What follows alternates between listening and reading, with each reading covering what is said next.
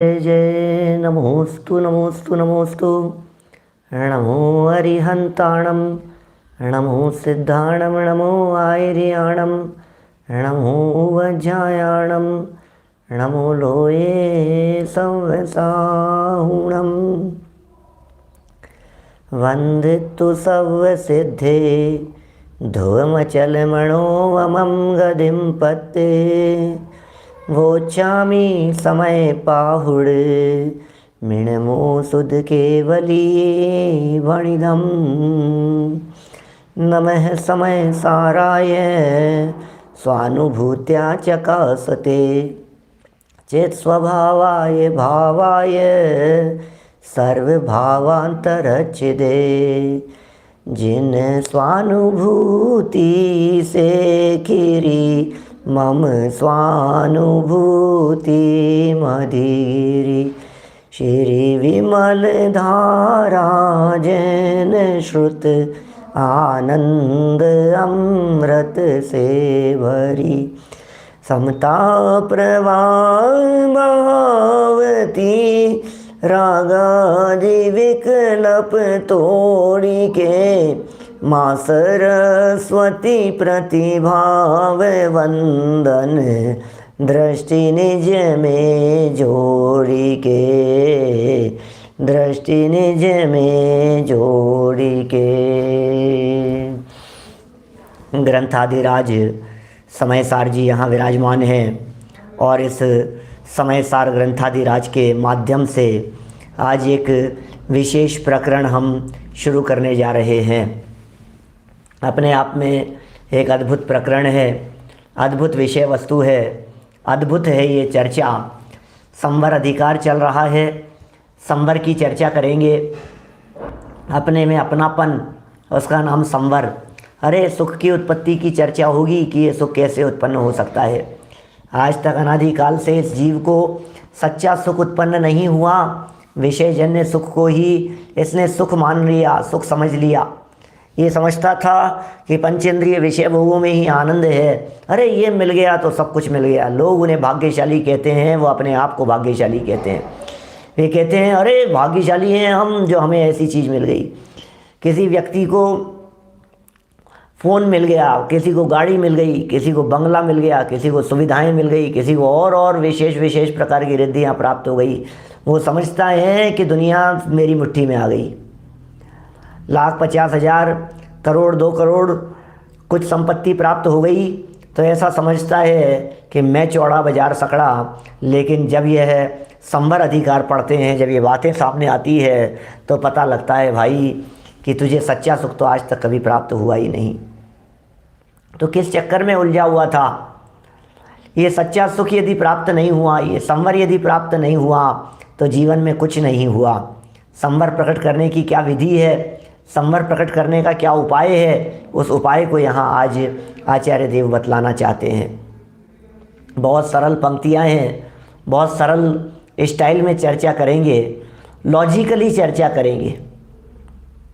ऐसी बात बतलाएंगे तर्क से, युक्ति से, न्याय से, इन सब बातों को सिद्ध करके चर्चा करेंगे।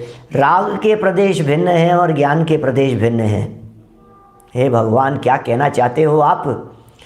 राग के प्रदेश न्यारे और ज्ञान के प्रदेश न्यारे, ये प्रदेश भिन्नता वाली गाथाएं हैं। पूरे जिनागम में तलाश करके देखिए, हमने तो पूरे जिनागम में कहीं भी ये प्रकरण मिला नहीं। सिर्फ इस स्थान को छोड़कर, निर्मल चंद जी साहब बाबू जी, सिर्फ इस स्थान को छोड़कर समयसार ग्रंथ का भी ये विशिष्ट प्रकरण संवर अधिकार का, जिस विशिष्ट प्रकरण की ये 3 गाथाएं 181, 182 और 183, इन गाथाओं और इन गाथाओं की टीका में आचार्य अमृतचंद्र स्वामी ने यह सिद्ध कर दिया, ये घटित करके बतलाया कि राग और ज्ञान के प्रदेश भिन्न भिन्न हैं। कौन जाने राग के प्रदेश न्यारे हैं, जिनके प्रदेश भिन्न वो मुझसे भिन्न, जिनके प्रदेश एक वो मेरे में। ये कमाल की बात आज इस गाथा के अंदर आने वाली है। बड़ा अद्भुत प्रकरण है। मूल गाथाएं अपन यहाँ से पहले वाचन करेंगे, फिर पद्यानुवाद पढ़ करके कुछ चर्चा पद्यानुवाद की करते हुए उसकी टीका की तरफ हम आगे बढ़ेंगे। देखो क्या कहते हैं यहाँ आचार्य देव, क्या बात कहना चाहते हैं। पहले मूल गाथाएँ यहाँ से पढ़ते हैं, उसके पहले 2 लाइनों की उत्थानिका ये यहाँ दे रहे हैं पेज नंबर 286 पर। 286 पेज पर 3 लाइनें हैं यहाँ उत्थानिका की, और बड़ा गजब प्रकरण है। प्रकरण का शुरुआत ही ऐसे की है इन्होंने, ऐसी शुरुआत की है प्रकरण की कि मतलब चरम सीमा पर जाकर के बात की है। अब इस संवर अधिकार की मूल गाथाएं प्रारंभ करते हैं। संवर अधिकार की मूल गाथाओं को आरंभ करते हुए आचार्य अमृतचंद्र उत्थानिका में लिखते हैं। उत्थानिका, उत्थानिका क्या है? उत्थान, उत्थान कहते हैं ऊपर, ये यहाँ माथा है, जहाँ जिस जगह पर यहाँ माथे पर बिठा करके बात करते हैं, ये उत्थानिका। उत्थानिका कहते हैं जो सर के ऊपर हो वो उत्थानिका है, जो माथे के ऊपर हो वो उत्थानिका है। इस उत्थानिका में क्या बात कही जाती है, जरा उस बात को देखिए। अब कुंदाचार्य देव संपूर्ण कर्मों का संवर करने का, अरे भगवान क्या बात कर रहे हो आप, सारे कर्मों का संवर यहीं करा दोगे, बाद में क्या करेंगे हम, गुणस्थान चढ़ने के बाद में क्या होगा? अरे अरे तू गलतफहमी में है, ये तो मिथ्यात्व का संवर हुआ, माने संपूर्ण कर्मों का संवर हो गया, बाकी तो फिर टाइम पास है, थोड़े थोड़े समय में होते रहेंगे। आचार्य देव संपूर्ण कर्मों का संवर करने का उत्कृष्ट उपाय जो भेद विज्ञान है उसका अभिनंदन करते हैं। प्रभु क्या कर रहे हो आप, आपको आत्मा का अभिनंदन करना था, आप भेद विज्ञान का अभिनंदन कर रहे हो। अरे भेद विज्ञान माने आत्मा का विज्ञान, आत्मविज्ञान को भेद विज्ञान कहते हैं, आत्मा की समझ को भेद विज्ञान कहते हैं, अपने में अपनेपन को भेद विज्ञान कहते हैं। आज तक ने अपने स्वरूप को जाना है, न अपने स्वरूप को पहचाना है, क्या भेद विज्ञान करेगा तू? आचार्य देव क्या कहते हैं यहाँ, हैं? उत्कृष्ट उपाय, संवर प्रकट करने का उत्कृष्ट उपाय जो भेद विज्ञान है उसका अभिनंदन करते हैं, अभिनंदन कर रहे हैं भेद विज्ञान का। मैं आपसे कहना चाहता हूँ क्या होता है अभिनंदन, किसका होता है अभिनंदन, किसका होना चाहिए अभिनंदन? जब तक इन बातों को समझेगा नहीं ना तब तक कुछ न्याल होने वाला नहीं है। जगत में अभिनंदन अभिनंदन समझ करके बैठा है। अभिनंदन कौन? किसी का नाम अभिनंदन, हमारे अभिनंदन जी शास्त्री साहब, नाम अभिनंदन है, नाम से अभिनंदन है, कुछ दम नहीं है उनमें, तो दम है, विद्वान है वो तो। लेकिन जिनका नाम अभिनंदन हो वो अभिनंदन, वो पाकिस्तान रह कर के आया, दक्षिण भारत का निवासी, कितनी महिमा हुई उसकी, अभिनंदन अभिनंदन अभिनंदन, कितना जाबाज व्यक्ति है वो, वहाँ से बच कर के आ गया अभिनंदन, ये उसका अभिनंदन। नहीं नहीं भैया, नाम वाले अभिनंदन की बात नहीं है क्या, यहाँ अभिनंदन की बात है, बोले हार पहनाने वाले अभिनंदन की भी बात नहीं है, गले में हार पहना दिया बोले अभिनंदन हो गया, बोले नहीं, विंग कमांडर की बात नहीं है यहाँ, विंग कमांडर की उसकी चर्चा नहीं है, यहाँ किसी और अभिनंदन की बात चल रही है। अरे क्या होता है अभिनंदन, कैसा होता है अभिनंदन, अभिनंदन किसे कहते हैं, अभिनंदन का स्वरूप क्या होता है, इस बात की मार्मिक व्याख्या यहाँ की जा रही है। समझ में आ रही है बात? ये वो मार्मिक व्याख्या कर रहे हैं जो मार्मिक व्याख्या कहीं हो ही नहीं सकती है। किसे कहें अभिनंदन, अरे साहब मंच पे बिठा दो, गले में माला डाल दो, इनका अभिनंदन करेंगे, इनका अभिनंदन समारोह है। अरे काय का अभिनंदन समारोह, काय का अभिनंदन? समझ एक बार अभिनंदन क्या होता है। अपने में अपनेपन को अभिनंदन कहते हैं। अरे अपनी पर्याय के माध्यम से अपने स्वभाव का अभिनंदन ही असली अभिनंदन है। वर्तमान प्रकट होती हुई पर्याय, वर्तमान पर्याय अपने त्रिकाली ध्रुव ज्ञायक भगवान आत्मा के साथ में झुके, त्रिकाली ध्रुव ज्ञायक भगवान आत्मा का अभिनंदन करे, वो अभिनंदन है। आचार्य कुंद स्वामी अभिनंदन की बात करते हैं। देखो अमृतचंद्र स्वामी अभिनंदन की बात कर रहे हैं, और अभिनंदन किसे कह करके पुकार रहे हैं। न हम अभिनंदन को जानते हैं, न अभिनंदन कैसे किया जाता है उसे जानते हैं, न अभिनंदन का स्वरूप हमारे को पता है। क्या करें, कुंद कुंदाचार्य देव ये अभिनंदन करना भी हमें आप सिखाएंगे क्या? कितनों का अभिनंदन किया सुनील जी सर्राफ साहब, कितनों का अभिनंदन किया,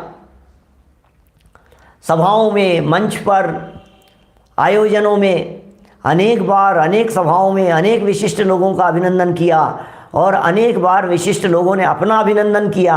अरे ये क्या है अभिनंदन, तुम दूसरे के गले में माला डालते हो वो खुश हो जाता है, वो तुम्हारे गले में माला डालता है तुम खुश हो जाते हो, इसे अभिनंदन नहीं कहते हैं। ये अभिनंदन के नाम पर अभिनंदन का अपमान है, गलतफहमी हो गई है ये। अभिनंदन अभिवादन अपने द्वारा अपना, अभिनंदन अभिवादन। किसका अभिनंदन, किसका अभिवादन? अपने द्वारा अपना, अपने द्वारा अपना अभिनंदन। कैसा अभिनंदन है ये अभिनंदन करते हैं कि अरे अभिनंदन माने सर पे तिलक लगा दिया, अभिनंदन माने मुकुट पहना दिया, अभिनंदन माने और कुछ कर, कुछ नहीं है अभिनंदन। सिर्फ जगत को रिझाने के लिए, जगत को आकर्षित करने के लिए अभिनंदन का नाटक करते हैं अपन अजय भैया, सिर्फ अभिनंदन का नाटक है ये।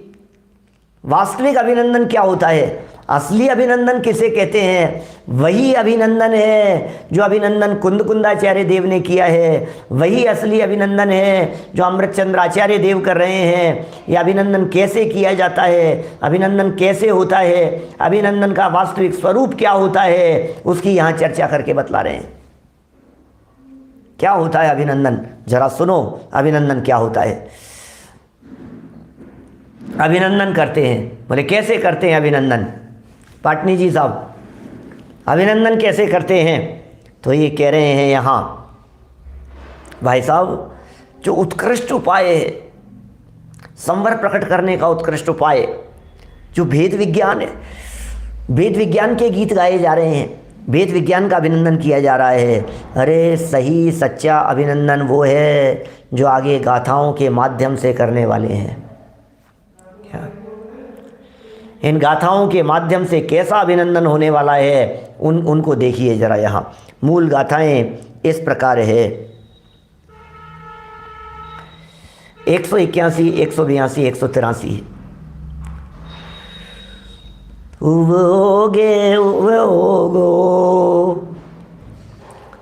उवोगे उवोगो, को हादि सुनति को विउवोगो, को हे चेवही उवोगे नथि खलु को हो। अठवियपे कम में णो कम में चाविनथि उवोगो, उवोगम्य कम्मम णो कम्मम चाविणो अथि। एदं तु अविवरीदं णाणं जय्यादुहोदि जीवस्, तय्याण किंचिकुवदी भावम उवोगसो दप्पा, भावम उवोगसो दप्पा। क्या कह रहे हैं? शुद्ध आत्मा उपयोग से, कैसा है वो शुद्ध आत्मा, कैसे प्राप्त करें उस शुद्ध आत्मा को? बोले उपयोगे उपयोगो, उपयोग में उपयोग है। कोहादिसु नत्थि को भी उपयोगो, क्रोध आदि के अंदर नत्थि नहीं है, को भी उपयोगो, कोई उपयोग नहीं है। क्या कह रहे हैं भाई साहब? कुछ कुछ अल्लाह पता ही नहीं है क्या क्या बातें, क्या उटपटांग बातें बोल रहे हैं ये हैं? उपयोग में उपयोग है, क्या क्या बात कर रहे हैं? उपयोग में उपयोग है, ये कैसी बात कर रहे हैं ये? उपयोग में उपयोग है भाई साहब, उपयोग में उपयोग है। अरे क्या बात कहना क्या चाहते हो आप? सही सही बताओ ना।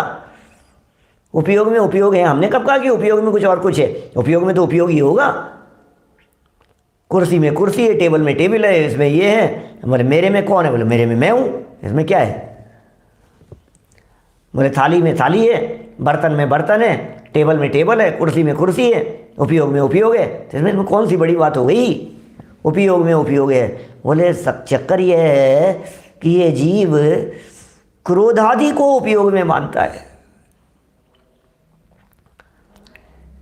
कोहादिसु, कोह आदि, कोह क्रोध माने क्रोध, क्रोध क्रोध मान माया लोभ, ये सब कषाएं, क्रोध आदि नत्थी को भी उगो, नत्थी नहीं है, उगो उपयोग नहीं है, उपयोग में क्रोध आदिक नहीं है, क्रोध आदिक का सद्भाव नहीं है।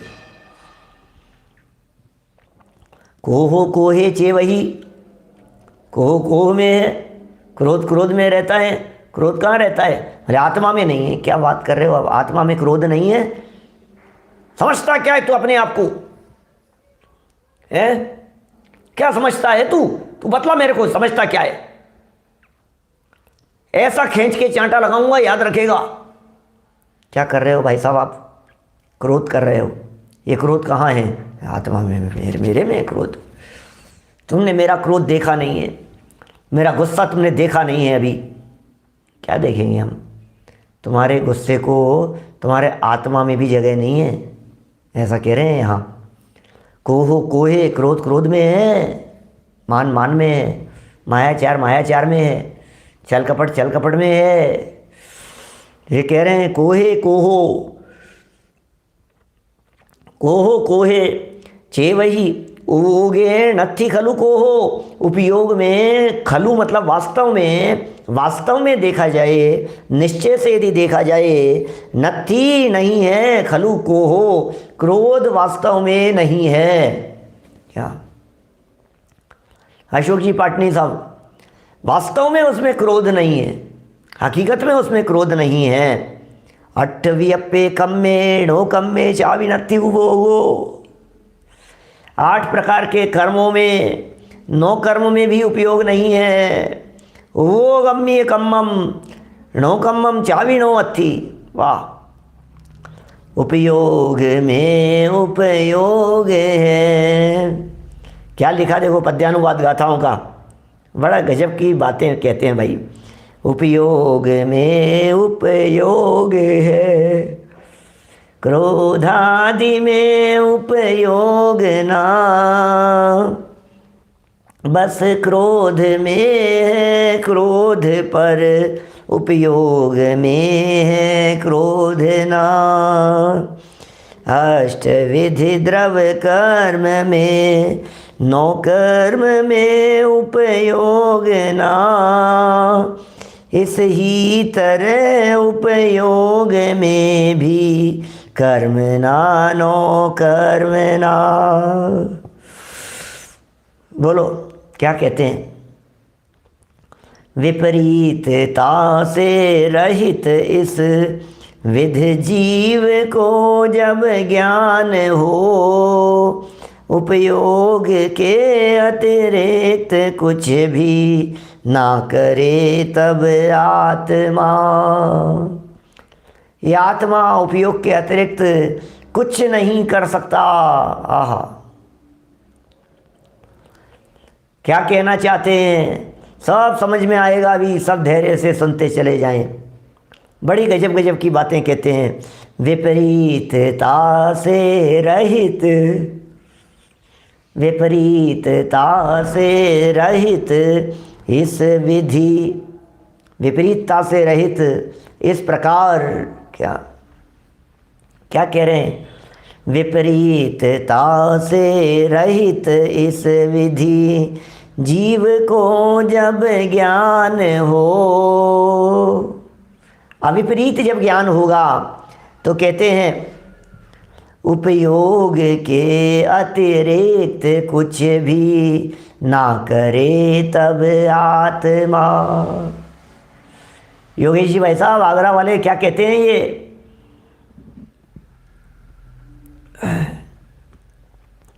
उपयोग के अतिरिक्त कुछ भी ना करे तब आत्मा, उपयोग के अतिरिक्त कुछ भी ना करे तब आत्मा। गजब की व्याख्या है भाई, है। उपयोग में उपयोग है। कौन उपयोग है? जिस उपयोग में दूसरे उपयोग को बतला रहे हैं, एक उपयोग में दूसरे उपयोग को कह रहे हैं। उपयोग में उपयोग है, क्या क्या बात क्या है ये? उपयोग तो आत्मा का लक्षण है ना। उपयोग क्या है? उपयोग शब्द का प्रयोग आत्मा के अर्थ में, उपयोग शब्द का प्रयोग आत्मा के गुण के अर्थ में, उपयोग शब्द का प्रयोग वर्तमान पर्याय के अर्थ में। उपयोग, उपयोग क्या है? उपयोग स्वरूप देखेंगे तो आत्मा है, उपयोग ही है, बस वो आत्मा ही है। वो उपयोग माने आत्मा ही है। जब उपयोग नाम के एक गुण की चर्चा करेंगे, आत्मा के अनंत गुणों में से एक गुण वो है उपयोग,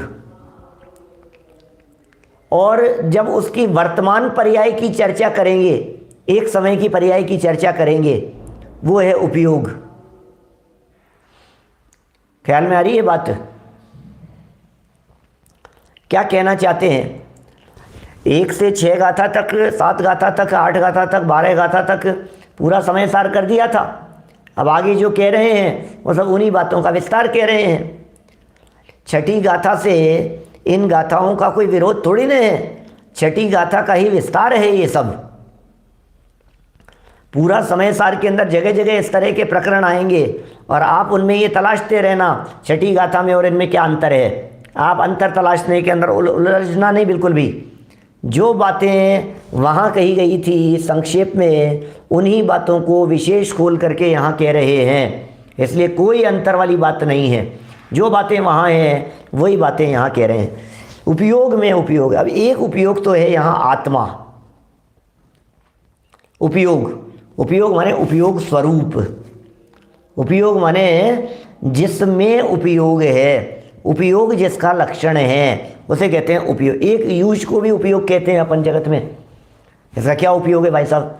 इसका क्या उपयोग है? मतलब कुछ उपयोग नहीं है इसका, कोई उपयोगिता, उपयोगिता के अर्थ में भी उपयोग शब्द का प्रयोग होता है। एक ही शब्द के नाना तरह के प्रयोग हैं। तभी उपयोग और दूसरा उपयोग, एक उपयोग में दूसरा उपयोग नहीं है, और एक उपयोग स्वरूप आत्मा में दूसरा उपयोग है। उपयोग स्वरूप आत्मा में जब अपने उपयोग को लगा लिया और फिर क्रोध आदि में नहीं है उपयोग, क्रोध आदि के अंदर किसी तरह का उपयोग नहीं है, तो फिर क्रोध किस में है भाई साहब? बोले क्रोध आत्मा में नहीं है। क्या कहना चाहते हैं यहाँ? क्रोध में क्रोध है, आत्मा में उपयोग है। उपयोग में उपयोग है माने आत्मा में उपयोग है। ज्ञान दर्शन का व्यापार आत्मा में है, क्रोध आदि के अंदर उपयोग नहीं है। और क्रोध किस में है? बोले क्रोध क्रोध में है, गुस्सा गुस्से में है, उपयोग में क्रोध नहीं है। क्या? क्रोध में क्रोध है, अपने आत्मा में, अपने उपयोग में वो क्रोध नहीं है। अच्छा, ये कौन सी क्रोध की बात है? ये क्रोध नामक कर्म प्रकृति नहीं, क्रोध नामक कर्म प्रकृति की बात नहीं है, ये भाव क्रोध की बात चल रही है। पहली गाथा में भाव क्रोध की बात कही, फिर आगे वाली गाथा में कहते हैं अष्टविधि द्रव्य कर्म में 9 कर्म में उपयोग ना। अष्टविधि कर्मों के अंदर उपयोग नहीं है और 9 कर्म में भी उपयोग नहीं है। कर्म में भी नहीं है और 9 कर्म में भी नहीं है, द्रव्य कर्म में भी नहीं है, और ऊपर जो क्रोधादि कहा वहाँ भाव कर्म है, माने भाव कर्म में भी क्रोधादिक नहीं है, भाव कर्म में उपयोग नहीं है। क्या क्रोधादि तो है वहाँ, भाव कर्म है वहाँ, भाव कर्म में, भाव कर्म माने क्रोधादि में उपयोग नहीं है। क्रोध में क्रोध का सद्भाव है, मान में मान का सद्भाव है, मायाचार में मायाचार है, लोभ में लोभ है, लोभ में क्रोध, लोभ में उपयोग नहीं है। उपयोग में क्रोध नहीं है, ऐसा कह सकते हैं। भाई साहब, जो उपयोग वर्तमान में क्रोध आदि के साथ में तन्मय हो रहा है, उस उपयोग में क्रोध है या नहीं है? बोलो। बड़ा ज़बरदस्त ऑपरेशन किया है यहाँ। ये कहना चाहते हैं आत्मा में उत्पन्न होने वाले क्रोध आदि उत्पन्न आत्मा में ही हुए हैं। देखो, पहले वस्तु स्थिति समझना। पहले वस्तु स्थिति तो समझ में है कि नहीं आपको? वस्तु स्थिति क्या है? क्रोध आत्मा की पर्याय में होता है, ये वस्तु स्थिति है। क्रोध को आत्मा के बाहर तलाशने की कोशिश करोगे तो कहीं नहीं दिखेगा। क्रोध बिल्कुल आत्मा में ही है। ये बात बिल्कुल प्रवचन सार की। पहले वस्तु व्यवस्था स्पष्ट होवे, फिर ये प्रकरण समझने लायक है। अभी इस प्रकरण को समझ करके ऐसा नहीं समझ लेना कि क्रोध बिल्कुल न्यारा है, बिल्कुल न्यारा है, बिल्कुल अलग कर दिया, उसको अलग खाते में डाल दिया। ऐसा नहीं है। विषय के अनुसार ही बात को समझना चाहिए। जो प्रकरण यहाँ दिया जा रहा है, उस प्रकरण को उसी मर्यादा में रह करके हम समझेंगे। क्या कह रहे हैं इस प्रकरण में, ये बात क्या कही जा रही है, विषय क्या कहा जा रहा है? देखिए, क्रोध है भाव कर्म की बात है। उपयोग है आत्मा में ज्ञान दर्शनादिक होना, वो तो है, उसकी सत्ता को तो कौन इनकार करेगा। आत्मा में ही है ज्ञान दर्शनादिक।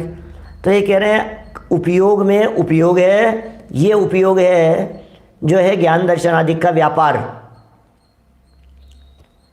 ये उपयोग है ज्ञान दर्शनादिक का व्यापार, और ये उपयोग है आत्मा। तो दो उपयोग खड़े हो गए यहाँ, आत्मा और ज्ञान दर्शनादिक का व्यापार। तो इस उपयोग में ये उपयोग है, जिनके उपयोग में, जिनकी ज्ञान की पर्याय में वो ज्ञायक भगवान आत्मा है, उसकी चर्चा कर रहे हैं। क्या कहा? देखो भाई, सबको समझ में नहीं आएगा। पहले कहता हूँ, सब समझने की चेष्टा करेंगे तो सबको समझ में आएगा, क्योंकि ये जो प्रकरण है, ये प्रकरण आपको कहीं नहीं मिलेगा। ये प्रकरण इतना सुंदर प्रकरण है। सारे जिनागम में एक ही जगह पर जो प्रकरण दिया है, वो प्रकरण कैसा होगा, इस प्रकरण को समझ लिया, कहीं कोई समस्या नहीं है। संवर प्रकट करने के वास्तविक उपाय को बतला रहे हैं। संवर कैसे करें, थोड़ा डिफिकल्ट हो रहा है। बस शब्द सुनते वे शब्द हमारे जबान में ऐसे हो जाते हैं, हमारे मस्तिष्क में ऐसे हो जाते हैं। इसमें क्या है? एक उपयोग आत्मा, एक उपयोग ज्ञान दर्शन की पर्याय। उपयोग में उपयोग है, माने आत्मा में ज्ञान दर्शन की पर्याय है, खत्म। बोले क्रोधादि का संबंध आत्मा के साथ में नहीं है। क्रोधादि के अंदर गए, वो उसमें। समझ में आ रही है बात? आत्मा क्या? आत्मा और गुस्सा और आत्मा, बोले इन दोनों में तो बहुत भेद है। लेकिन उपयोग और आत्मा में क्या फ़र्क है? उपयोग और आत्मा के अंदर अंतर करो आप। उपयोग और आत्मा में भेद करो। बोले आत्मा किसका नाम? बोले उपयोग को ही तो आत्मा कहते हैं। और आत्मा क्या चीज़ है? उपयोग माने आत्मा और आत्मा माने उपयोग।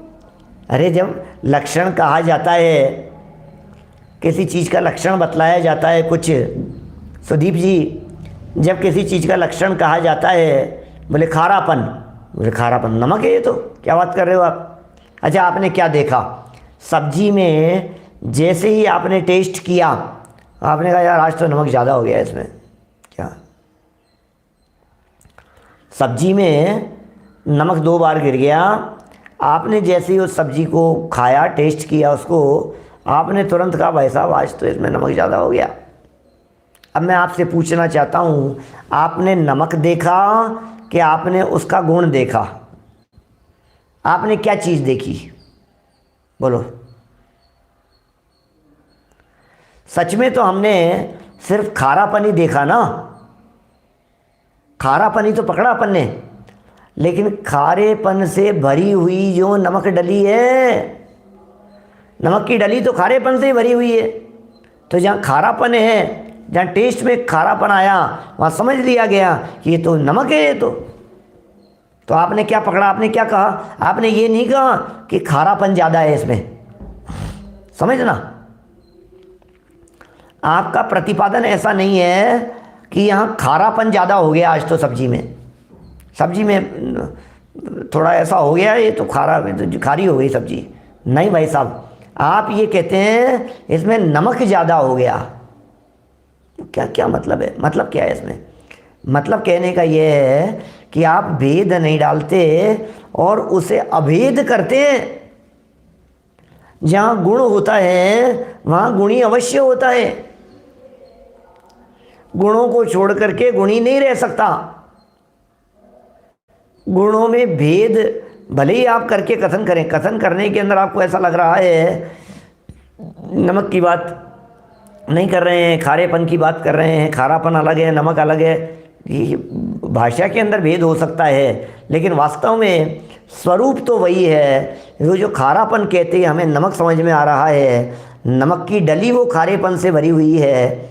ये बड़ा गजब का दृष्टांत है, समझ लो आप, विषय को समझने के लिए। उपयोग में उपयोग है, क्रोधादि में उपयोग ना। बस क्रोध में है, क्रोध पर उपयोग में क्रोध ना। कितने बिल्कुल न्याय दे रहे हैं। सैद्धांतिक अपेक्षा से यदि आप देखो, सिर्फ सीधा सीधा सा न्याय है। उपयोग में उपयोग रहेगा, जहाँ उसके गुण होंगे, जहाँ धर्म होंगे वहाँ वस्तु अवश्य होगी, जहाँ उसकी पर्याय होगी वहाँ उसका गुण धर्म होंगे। कितना सरल है। जो कोई वस्तु कहाँ होती है? जहाँ उसके गुण धर्म होते हैं। और वास्तव में वस्तु तो हमें पकड़ में आती ही नहीं है संजय जी, विदिशा साहब। वस्तु हमारे पकड़ में आती ही नहीं है। हमारे पकड़ में तो उपयोग ही आता है, हमारे पकड़ में तो वस्तु का ज्ञान आता है। और हम ये समझते हैं कि ज्ञान आ गया, बस ज्ञान पकड़ लिया हमने। भाई देखना, समझना क्या बात कहते हैं यहाँ। समझने के लिए बैठे हैं अपन लोग, समझ के पिंड हैं अपन लोग, है ना। और अपने को सब बातें समझ में आएगी। उपयोग माने भगवान आत्मा, उपयोग माने उपयोग लक्षण वाला आत्मा। उसमें भगवान आत्मा में वर्तमान समय में उपयोग है। एक तो ये बात हो गई काला साहब। वर्तमान में क्या त्रिकालवर्ती है। त्रिकालवर्ती ये नियम है कि जिस जगह पर आत्मा होगा वहाँ उपयोग भी 100% होगा ही होगा, 100% होगा। जहाँ आत्मा होगा वहाँ उपयोग नहीं हुए, ऐसा हो ही नहीं सकता है। बोले ठीक है, लेकिन ये जो दूसरा प्रयोग कर रहे हैं, अब जब हमारा वर्तमान ज्ञान की पर्याय, उसे भी उपयोग कहते हैं। एक हो गया उपयोग गुण। अब उपयोग गुण को भगवान आत्मा में सम्मिलित कर लो तो अब उपयोग नाम की ज्ञान की पर्याय। तो ये उपयोग की जो ज्ञान की पर्याय है, ये ज्ञान की पर्याय उपयोग, ये किधर है ये बतलाओ। ये यदि क्रोधादि के अंदर चला गया तुम्हारा उपयोग, उपयोग में यदि क्रोधादि भाव आ गए तो तुम क्रोधादि वाले हो गए, और उपयोग में यदि भगवान आत्मा आ गया तो तुम भगवान आत्मा वाले हो गए। वर्तमान समय की ज्ञान की पर्याय में यदि आप क्रोध आदि के साथ में अपनापन करते हो, क्रोध आदि के साथ में तन्मय होते हो, तो फिर क्रोध आदि तुम्हारे हो गए और तुमने क्रोध से निगाह हटा ली और अपने भगवान आत्मा पर दृष्टि दी। तो बोले ये क्रोध आदि हैं, ये होंगे जहाँ होंगे। अरे जहाँ होना हो सो होए, हमें क्या करना है। समझ में आ गई क्या बात? माने उपयोग माने अपना परिणमन, अपने ज्ञान दर्शन के परिणमन में क्रोध आदि नहीं है। इसका मतलब क्रोध आदि ज्ञान दर्शन के परिणमन में दिखाई नहीं दे रहे। जब क्रोध आदि, कोई व्यक्ति ऐसे व्यक्ति से पूछे ऐसे ज्ञानी धर्मात्मा से कि साहब क्रोध आदि कहाँ हैं? बोले क्रोध आदि में होंगे क्या? लेकिन बात कैसी अटपटी सी लगती है, कैसी मूर्खतापूर्ण बात लगती है। कोई व्यक्ति पूछ रहा है कि उपयोग में क्रोध आदि है या नहीं है, और उसका जवाब ये देवें क्रोध आदि में है। हमने पूछा कहाँ है वो? उसका जवाब तो ये आना चाहिए आत्मा की पर्याय में है। ये क्या जवाब है? ये अमृत चंद्राचार्य देव इन गाथाओं की क्या व्याख्या करने वाले हैं, कैसा सटीक तर्क देने वाले हैं। वो बातों को हृदय में बिठाना बड़ा कठिन काम है। इन गाथाओं को अपने अंतर की गहराई में बिठाना कितना जटिल काम है, सोचना जरा। आप पूछ रहे हैं क्रोध आदि कहाँ है? सामने वाले ने जवाब दिया, बोले क्रोध में। बोले तो सब जानते हैं क्रोध में है। कहाँ है ये बतला? कैसे बतलाएं? क्रोध में ही रहता है, मान में ही रहता है, मायाचार में है, लोभ में रहता है। इसके अलावा दूसरा कुछ होता ही नहीं है। तो बस क्रोध में ही क्रोध है, उपयोग में तो क्रोध नहीं है भाई साहब। ये बातें वास्तव में हर्षवर्धन जी साहब, ये बातें गले उतारना बड़ा कठिन है ये। लेकिन जब थोड़ा सा मुश्किल तो लगता है, लेकिन बतलाइए। अच्छा, दर्शन में चारित्र में, सुख में, वीर्य में, इसमें क्या है? इसमें ज्ञान गुण का परिणमन है, ये चारित्र गुण का परिणमन है। चारित्र गुण की विकारी पर्याय है। बोले विकार कहाँ है? बोले विकार में। बोले बच्चा कहाँ है? आपसे पूछा, बच्चे को तलाश रहे हैं, आवाज़ लगा रहे हैं, टटोल रहे हैं, मिल नहीं रहा है। बच्चा कहाँ चला गया? बोले चिंता मत करो, बच्चा बच्चे में है। यार ये तो ठीक नहीं है जवाब। ये बात तो हमारे को कुछ जच नहीं रही है कि वो उसमें ही है। अरे उपयोग पर आधारित है तो उपयोग के 4 तरह के अर्थ हैं। द्रव्य के अर्थ में, गुण के अर्थ में, पर्याय के अर्थ में, प्रकट ज्ञान पर्याय के अर्थ में। समझ रहे हैं कि आप? प्रकट ज्ञान पर्याय के अर्थ में उपयोग शब्द का प्रयोग होता है। इस तरह से यहाँ प्रकट ज्ञान पर्याय यदि लगाएंगे तो द्रव्य कर्म में भी उपयोग नहीं है, नौ कर्म में भी उपयोग नहीं है। माने द्रव्य कर्म और नौ कर्म से भिन्न सामने खड़ा हुआ एक व्यक्ति द्रव्य कर्म को भिन्न देख रहा है, नौ कर्म को भिन्न देख रहा है। एक सामने खड़ा हुआ व्यक्ति निस्वार्थ भाव से उसे देखने वाले प्रेक्षक पुरुष के समान ये चौथा है। ये क्या कह रहे हैं? अष्ट विधि माने 8 प्रकार के द्रव्य कर्म माने ज्ञानावरण, दर्शनावरण, मोहनी, अंतराय, वेद, न्याय, नाम, गोत्र। इनमें 9 कर्म में, अष्ट विधि द्रव्य कर्म में, द्रव्य कर्मों में, और 9 कर्म में, द्रव्य कर्म और 9 कर्म में उपयोग नहीं है। जब उपयोग नहीं है है ही नहीं, फिर क्या कह रहे हैं? इस तरह जब उपयोग में भी ना कर्म और नौ कर्म हो, उपयोग के अंदर ना हो ये कर्म और नौ कर्म, विपरीतता से रहित इस विधि ज्ञान को जब ज्ञान हो, विपरीतता से रहित ज्ञान को जब ज्ञान हो, क्या कह रहे हो यार? मतलब ज्ञान को जब ज्ञान हो, क्या विपरीतता से रहित इस विधि जीव को जब ज्ञान हो, जीव को ज्ञान हो, हाँ जी, जीव को ज्ञान हो माने जीव को जीवत्वपन का ज्ञान हो, और उपयोग के अतिरिक्त कुछ भी नहीं करेगा वो आत्मा। जाननहार आत्मा है, जानने के अलावा दूसरा क्या काम करेगा? जाननहार है, उसे जानते रहो। देखिए पहली जो गाथा है ये उपयोग वाली गाथा, ये तो इस गाथा का विश्लेषण तो अभी करेंगे। इस दूसरी गाथा के अंदर अष्टविधि द्रव्य कर्म में और 9 कर्म में उपयोग ना, ये 9 कर्मों के भी और द्रव्य कर्मों के भी परस्पर में विरोध पाया जाता है। किस में? द्रव्य कर्म के और 9 कर्म में। कहीं कहीं ये लिखा होगा कि इनमें घनिष्ठ मित्रता है, तो उस तरह से बात समझना। अभी ये कह रहे हैं क्योंकि 9 कर्म कैसे कहा जाए?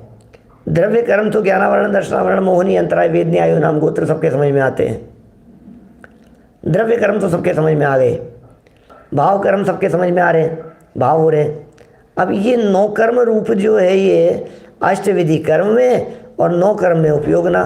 बोले ये जो कर्म है, जिन कर्मों को यहाँ 9 कर्म कह करके पुकारा जा रहा है, ये 9 कर्म होते हैं, जितने गेय होते हैं वो सब, जितने भी प्रकार के गेय हैं वो सब, ऐसा समझिए आप, ज्ञान के बनने वाले गेय जितने गेय हैं वो सब बहुत सारे हैं, लेकिन 9 कर्म किसी विशिष्ट पदार्थ को कहते हैं। दुनिया की हर वस्तु 9 कर्म नहीं है। जो जो हमारे ज्ञान का विषय बन रहा है वो हमारा 9 कर्म हो, ऐसा नहीं है। पहले थोड़ा थोड़ा सा समझते जाओ इन गाथाओं को, फिर टीका में, फिर जब लास्ट में अंतिम दिन जब उठाई होगी ना इस प्रकरण की, 2 दिन 3 दिन जब तक चलेगी ये, तो असली रसास्वादन वास्तव में एक्चुअल में उस दिन होगा। देखो यहाँ कह रहे हैं हमारा क्या है। बोले साहब आप कहिए सब कुछ, जो कुछ भी है। बोले नहीं हमारा नहीं है। बोले जो हमें हमारे पुण्य पाप कर्म के उदय से मिला हो वही हमारा है। बिल्कुल स्पष्ट है ये, इसके अलावा कोई व्याख्या नहीं हो सकती है। माने ज्ञान तो बहुत चीज़ों का हो सकता है, उपयोग में तो बहुत सारी चीज़ें आ सकती है, लेकिन यहाँ ये कह रहे हैं जिनसे हमारा कर्म के उदय का संबंध हो, बस उनके साथ में तादात्म्य संबंध होता है।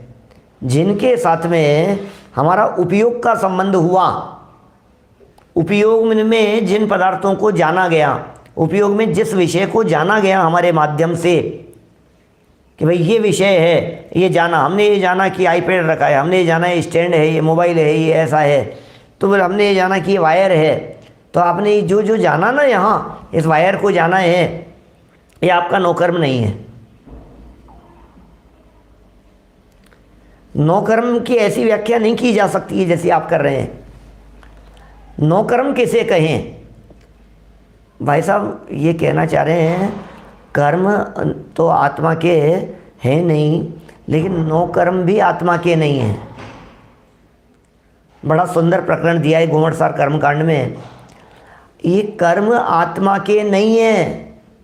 ये कर्म किसके हैं? बोले कर्म कर्म के हैं। क्या बात कर रहे हो?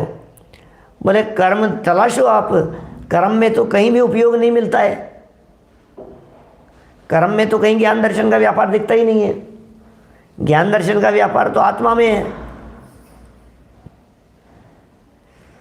माने दुनिया के समस्त गेयों को यहाँ 9 कर्म में नहीं रखा जा सकता।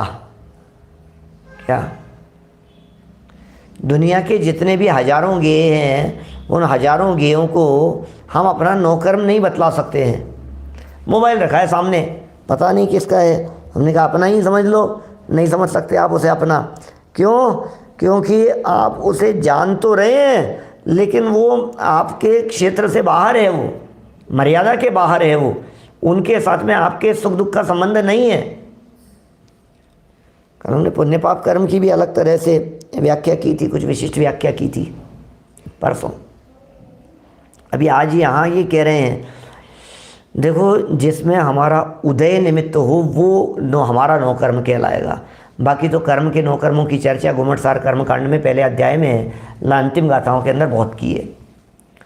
64, 65, 66, 67, 68, 70 इन गाथाओं के अंदर काफ़ी विस्तार से चर्चा आई है ना। अभी देखो जैसे अभी और इसको थोड़ा सा खोल करके समझो, मकान हमारा 9 कर्म है या नहीं है? है साहब, हमारा 9 कर्म है। क्यों है? हमें हमारे पुण्य पाप कर्म की वजह से मिला है। पक्का तुम्हारे पुण्य पाप कर्म की वजह से मिला? हाँ वास्तव जिसमें हम रह रहे हैं उसमें हमारा उदय काम कर रहा है, तो इसलिए ये कर्म का तो नहीं है, तो हमारा ही है। सुन भाई, इसको तो तू अपना कह रहा है। अब इसके साथ में अब लगा दूसरे पदार्थ को, दूसरा जो है ना जिनके साथ में हमारा कोई मतलब नहीं है, कुछ लेना देना नहीं है, ऐसे पदार्थों को लगा करके देखो। जैसे मान लीजिए पड़ोसी का मकान, वो मेरा है या नहीं है? समझना, देखो क्या कह रहे हैं। अपने मकान को अपना कहा, आराधना के काम आता है, ये मेरा है, बाकी ये सब ये बच्चों का है, ये इनका है, ये इनका है। वैसे पूरा मकान ही मेरा है, रजिस्ट्री मेरे नाम है। तो रजिस्ट्री मेरे नाम है तो मकान मेरा है। और रजिस्ट्री मेरे नाम होते हुए भी अभी हमने क्या कहा, बोले ये पड़ोसी का मकान।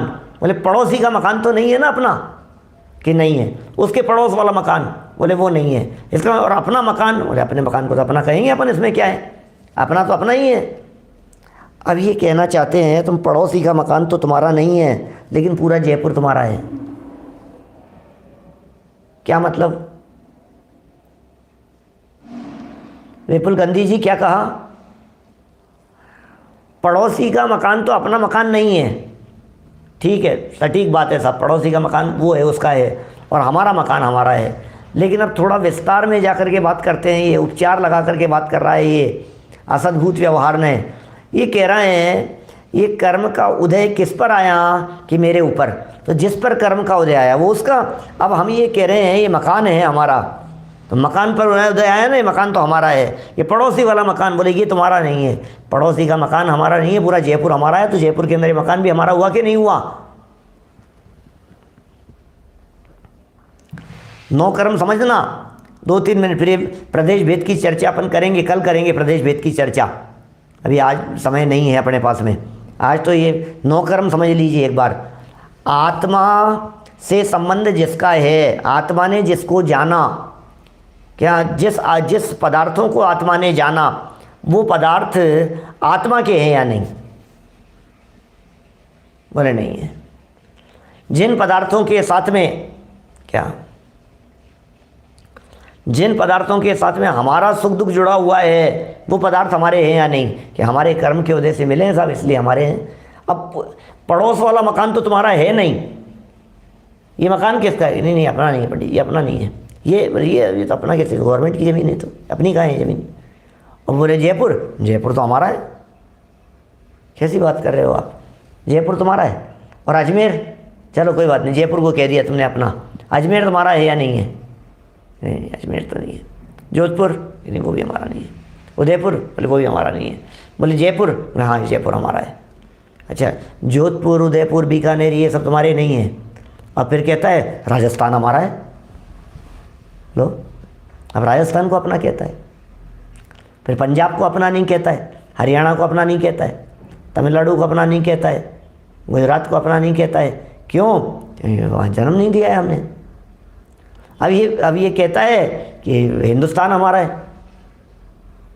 बोलो, अब ये कैसे हिंदुस्तान को इसने, इसका मतलब हिंदुस्तान तुम्हें प्राप्त हुआ है ये तुम्हारे कर्म के उदय से, तुम्हारा पुण्य पाप कर्म का उदय निमित्त है उसमें। हिंदुस्तान में शांति प्रिय देश में शांति प्रिय नागरिक हैं अपन लोग, तो ये देश हमारा है। ये इस देश की संस्कृति का प्रभाव हमारे ऊपर पड़ता है।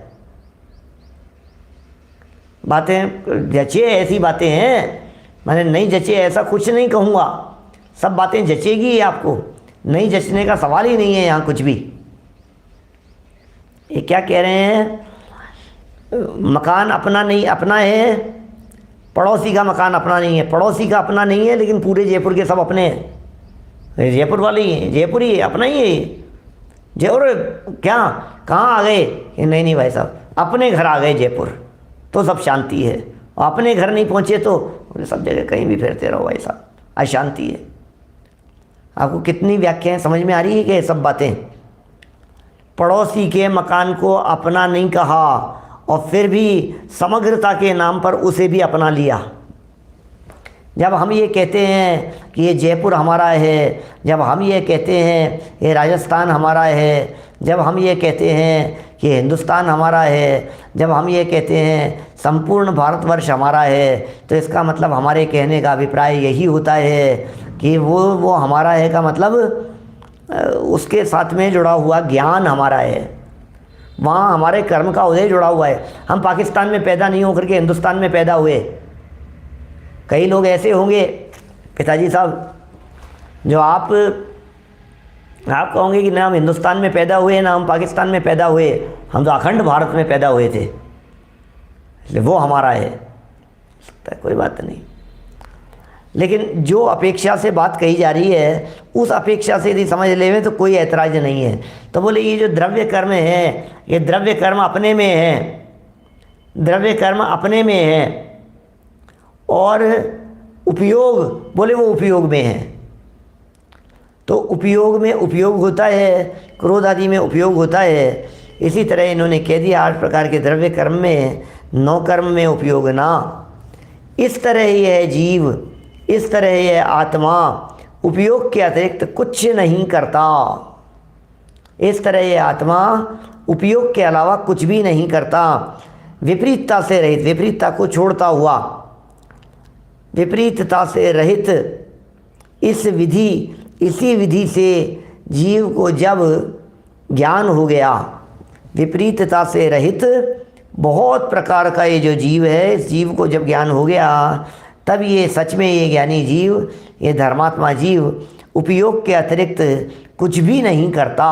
उपयोग के अतिरिक्त ये आत्म तत्व कुछ भी करने में समर्थ नहीं है, क्योंकि ज्ञान क्रिया ज्ञानी करे, अज्ञानी अज्ञान, द्रव्य कर्म पुद्गल करे, यो निश्चय फरमान। ज्ञानावर्णी ज्ञानावर्णी करता है, दर्शनावर्णी को दर्शनावर्णी करता है, मोहनी को मोहनी करता है। ऐसे यहाँ उपयोग को उपयोग कर रहा है, उपयोग के अलावा उपयोग में कुछ भी नहीं है। तो इस तरह ये जो गाथाएँ हैं, इन गाथाओं का सरल अर्थ अपन ने किया है। अभी टीका में, टीका का ही प्रकरण है वास्तव में तो अमृतचंद्र स्वामी का दिया हुआ, लेकिन 181, 182 और 183 नंबर की ये जो गाथाएँ हैं, ये गाथाएँ बहुत प्रसिद्ध गाथाएँ हैं, और इन गाथाओं का कुछ विशिष्ट प्रकार का अर्थ हम यहाँ करेंगे। थोड़ा धीरे धीरे पढ़ेंगे, धैर्यपूर्वक पढ़ेंगे, उसके बाद चर्चा संपन्न होगी। आप इस चर्चा को अपने घर में चलाइए, आपसी चर्चा का विषय बनाइए, माहौल बना दीजिए। एक प्रकार से 181, 82 और 83 गाथा का यही चलेगी सब तरफ। दिमाग में उपयोग बस एक ही तरफ दौड़ना चाहिए, ये मेरा है कि ये मेरा नहीं है, और जहाँ मेरा नहीं है समझ लीजिए वहीं काम हो गया। तो इस तरह सभी लोग आत्मकल्याण पूर्वक उपयोग में उपयोग को समझें, इस बात को विराम देता हूँ। ओम नमः सिद्धाय, नमो हरिहंताणम, नमो सिद्धाणम, नमो हरियाणम।